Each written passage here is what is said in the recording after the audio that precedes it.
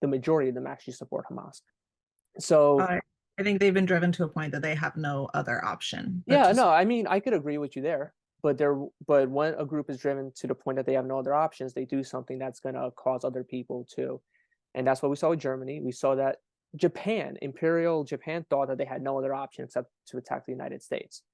Look at how yeah, that but turned out to them. they were driven to that point because the state of Israel and the United States and military intervention there destructured and took power away from all other options that the Palestinian people had to call for change to the point that Hamas was the only option left. Like there was People's Liberation Armies of Palestine that were more leftist leaning and I could inclusive and like I could less agree. I violent. could agree with you there that they felt like they had absolutely no other choice.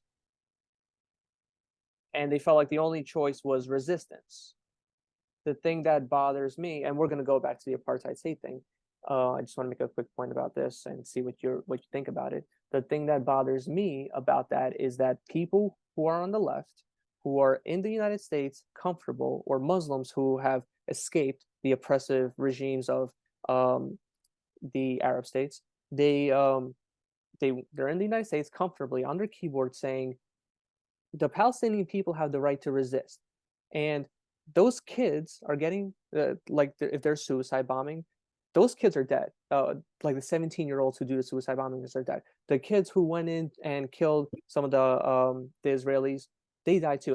And people who are not in the conflict are saying, I want more Palestinian civilians, freedom fighters, to sacrifice their life for the liberation of Palestine while they're sitting comfortably from their laptop on their bed.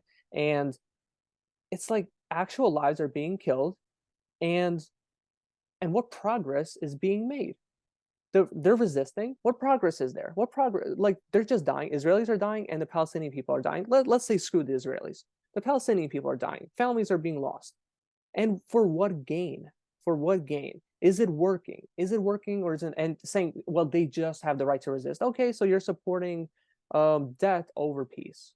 Yeah, I mean it's very accelerationist and pro-violent and probably voyeuristic for people, keyboard people in the rest of the world outside of Israel and Palestine to be encouraging any kind of violence or death if they're not going to be directly impacted by it or a participant in it, then like But even the Palestinian people, they call their civilians and the little kids who die from the retaliatory strikes by Israel, they call them martyrs.